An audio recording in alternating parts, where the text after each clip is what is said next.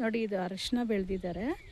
ಇದ್ರ ಮಧ್ಯೆ ಈರುಳ್ಳಿನೂ ಬೆಳೆದಿದ್ದಾರೆ ನೋಡಿ.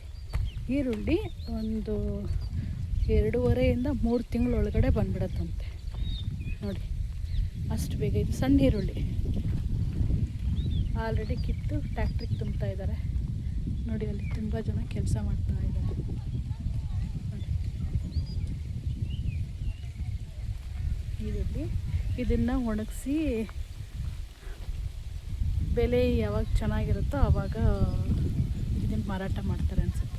ಆದರೆ ಈ ಸಣ್ಣ ಈರುಳ್ಳಿಗೆ ಯಾವಾಗಲೂ ಬೆಲೆ ಇರುತ್ತೆ, ಅದಂತೂ ನಿಜ.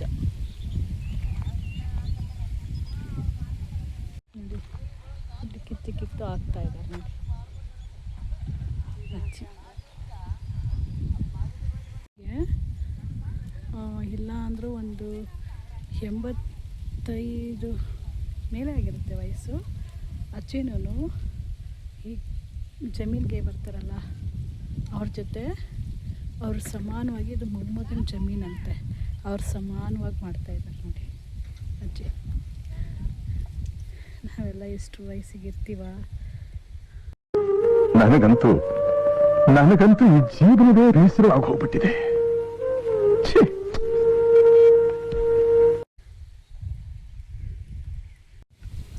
ಇದನ್ನು ಹೆಂಗೆ ಕೀಳ್ತಾರೆ ಅಂತ ತೋರಿಸ್ತೀನಿ.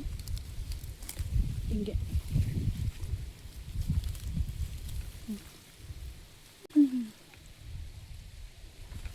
ಕಿತ್ಬಿಟ್ಟು ಇಲ್ಲಿ ಹಾಕಬೇಕು.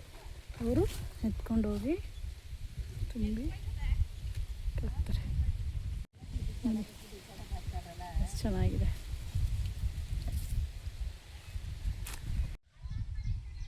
ಒಟ್ಟಿನಲ್ಲಿ ಇಲ್ಲಿ ಆರ್ಗ್ಯಾನಿಕ್ ಮಾಡೋದು ಕಡಿಮೆ.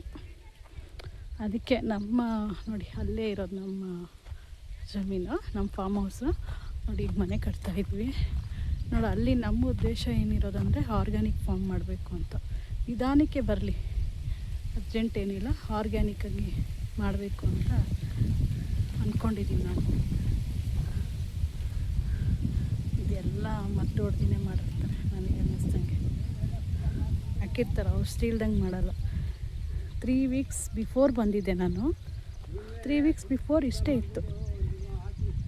ಹಾಂ, ಬೋರಲ್ಲಿ ನೀರು ಕೊರೆಸಿದ್ದೀವಿ. ಇಲ್ಲ, ನಾವು ಆರ್ಗ್ಯಾನಿಕ್ಕಾಗಿ ಮರ ಗಿಡಗಳನ್ನ ಬೆಳೆಸ್ತಾ ಇದ್ದೀವಿ.